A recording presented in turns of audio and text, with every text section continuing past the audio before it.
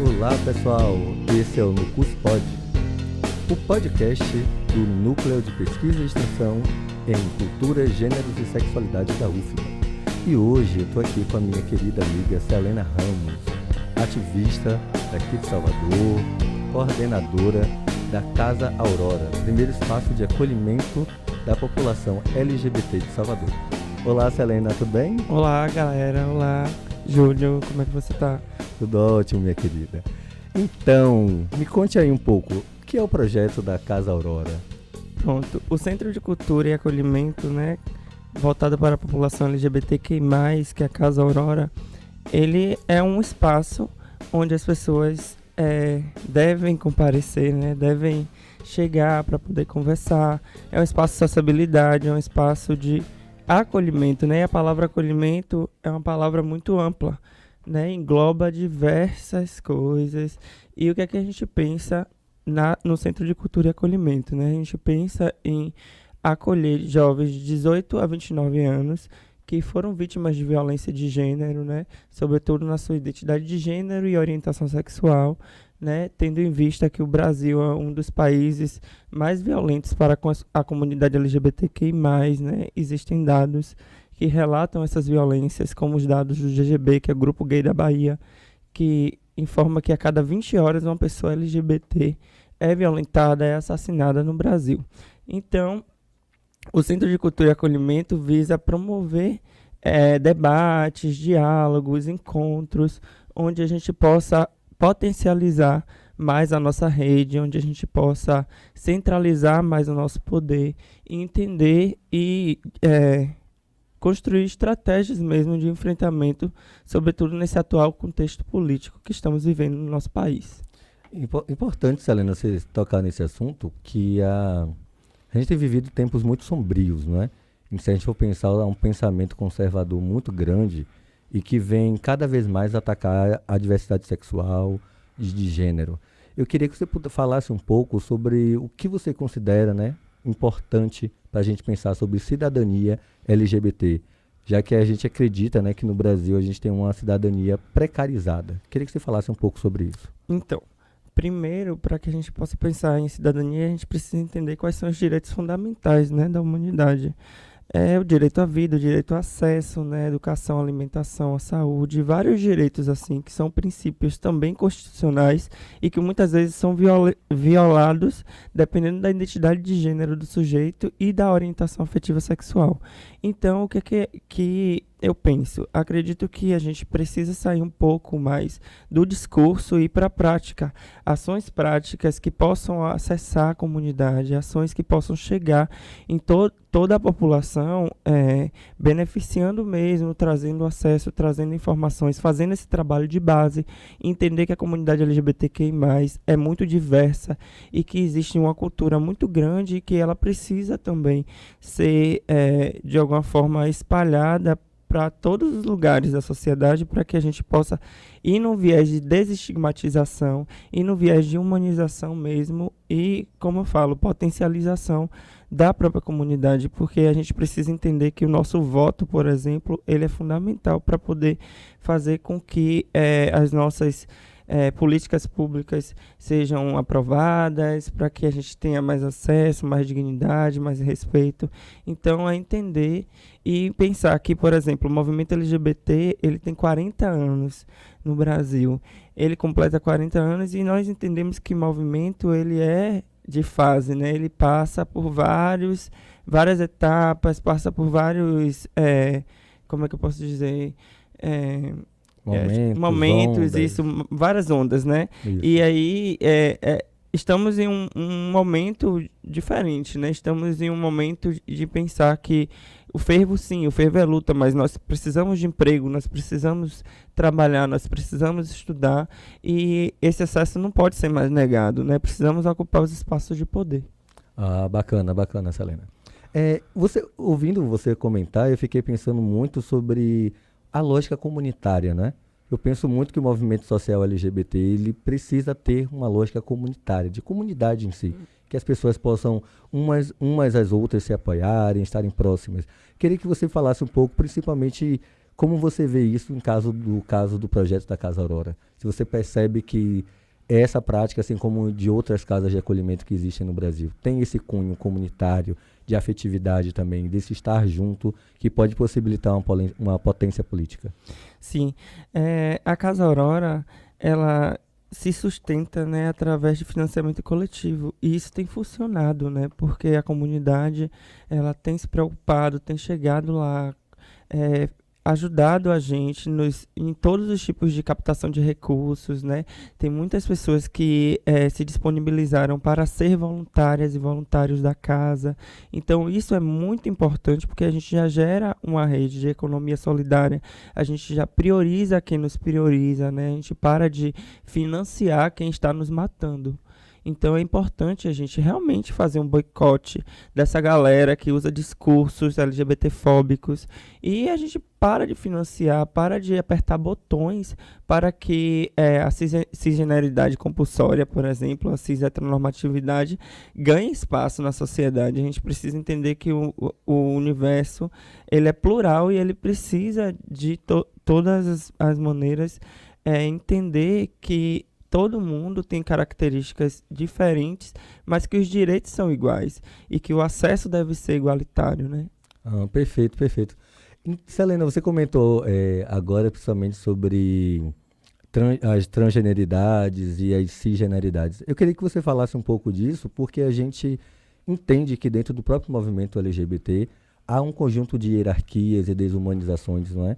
E eu queria que você falasse um pouco disso, já que, por exemplo, a lógica da Casa Aurora é uma lógica de acolhimento, de afetividade, que tende a romper com essas hierarquias, né? Queria que você falasse um pouco mais sobre isso. Então, eu gosto de partir do pressuposto que existe uma ordem compulsória de sexo, gênero e desejo, que é essa cis-heteronormatividade compulsória, onde querendo ou não, quando as pessoas nascem, elas já nascem com uma orientação sexual definida, já nascem com identidade de gênero definida, e nós, pelo menos, a gente, enquanto coordenação da Casa Aurora, pensa que é uma construção social e cultural e que as pessoas elas vão se modificando ao longo do tempo, né? Vão passando por vários processos de transições mesmo e se ressignificando. Que, de todas as formas, não só existe a lógica e o paradigma da cisgeneridade, que ele é dominante, né? Nós sabemos onde nós vamos, por exemplo, raramente eu tenho acesso a um espaço onde tem uma travesti trabalhando, onde eu tenho uma professora trans que está dando aula para mim. Então, isso precisa ser questionado. Onde é que estão as travestis? Onde é que estão as mulheres transexuais, por exemplo? Então, partindo desse pensamento, eu entendo que o paradigma dominante é o paradigma da cisgeneridade, que não existe essa tal ideologia de gênero e que os ideólogos da ideologia de gênero criam essa história justamente para nos atacar e ainda nos invisibilizar e demonizar, né? Querendo ou não, estigmatizar ainda mais para poder empurrar a gente para a margem. E nós estamos querendo lutar para poder chegar no centro, para poder conseguir acesso. Então nós estamos brigando ainda para poder acessar o banheiro, para ter um nome respeitado. E isso são direitos fundamentais, são direitos básicos para a existência de qualquer pessoa humana. Então é necessário romper essas barreiras e criar novas redes de afeto, redes democráticas mesmo, de relações, para que a gente possa, de alguma forma, nos fortalecer e caminhar todo mundo de mãos dadas, assim, sabe? E ocupando mesmo esses espaços que precisamos ocupar. Ai, gente, fico orgulhoso ouvir uma coisa dessa. Obrigado, Selena. Essas palavras são maravilhosas. É isso que a gente precisa mesmo. Eu queria falar também mais de uma questão, é que na própria fundamentação sobre o que é a Casa Aurora, vocês falam muito sobre a questão da interseccionalidade. Eu queria que você abordasse um pouco mais, já que, por exemplo, nós estamos em Salvador, que é uma das capitais mais negras do Atlântico Sul, não é? E fora de África, é uma das cidades mais negras.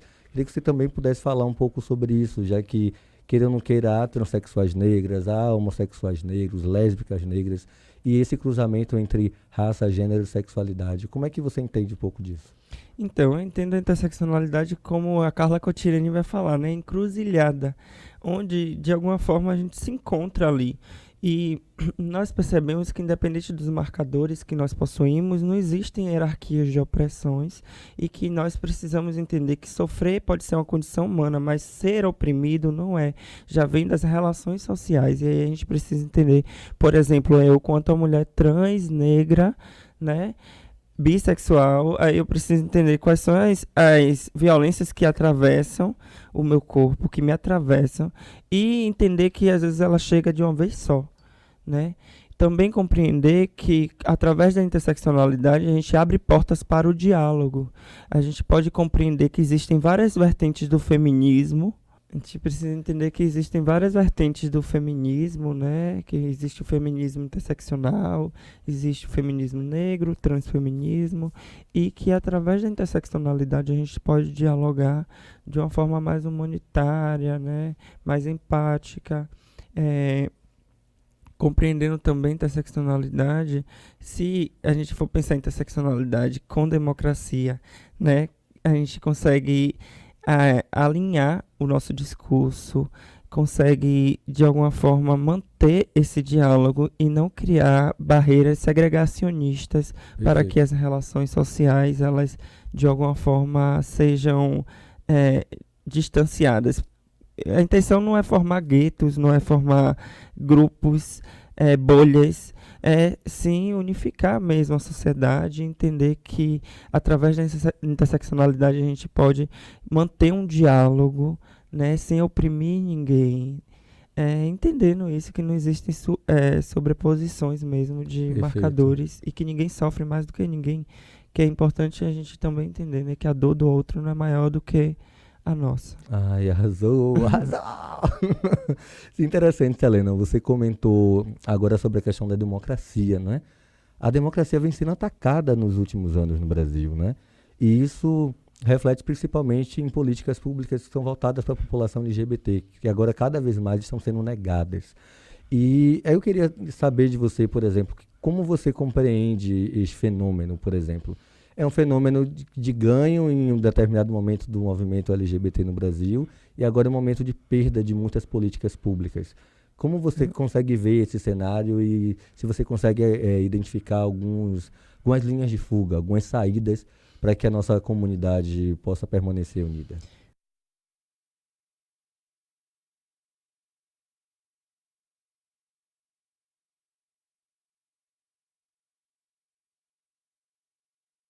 Está respondendo. Então, né, eu acredito que a democracia, né, não é a vontade da maioria e eu vejo que existem relações democráticas, né, na mesma lógica Foucaultiana de relações de poder. Eu acredito que a democracia é uma relação e depende do acordo com a comunidade que você pertence, com a comunidade que você de alguma forma se identifica, né? Então, como podemos hackear esse sistema? Como é que a gente pode sair e desenvolver nossas próprias políticas públicas, assim, desenvolver políticas que realmente sejam efetivas, porque às vezes quem está lá no poder, quem está lá tendo acesso para poder fazer esse papel de intermediário não faz os repasses e quando chega para a comunidade, principalmente a comunidade LGBTQI+, preta daqui de Salvador, chega só migalhas e a gente precisa nos unir, criar essa rede mesmo, uma pessoa ajudando a outra naquela lógica, né, de ninguém solta a mão de ninguém e tudo, mas é na forma prática, não discursiva.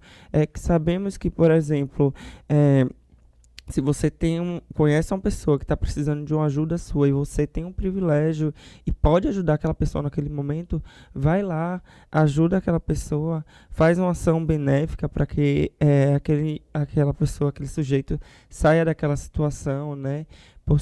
Possa de alguma forma transformar a sua vida. Então, criando mesmo esses laços, criando essas parcerias, a gente consegue nos unir e fazer uma barreira de enfrentamento, né? E criar políticas que sejam efetivas para as necessidades das nossas comunidades. Perfeito, perfeito. E isso é interessante, Selena, porque essa lógica comunitária, né, essa lógica também afetiva, ela tem muito a contribuir, né, para o nosso movimento. é muitas vezes essa ideia de podermos falar sobre nós mesmos. E eu queria que você pudesse falar um pouco sobre isso, já que na história, por exemplo, das homossexualidades também e das transexualidades, nós não fomos sujeitos e sujeitas das nossas vidas, né?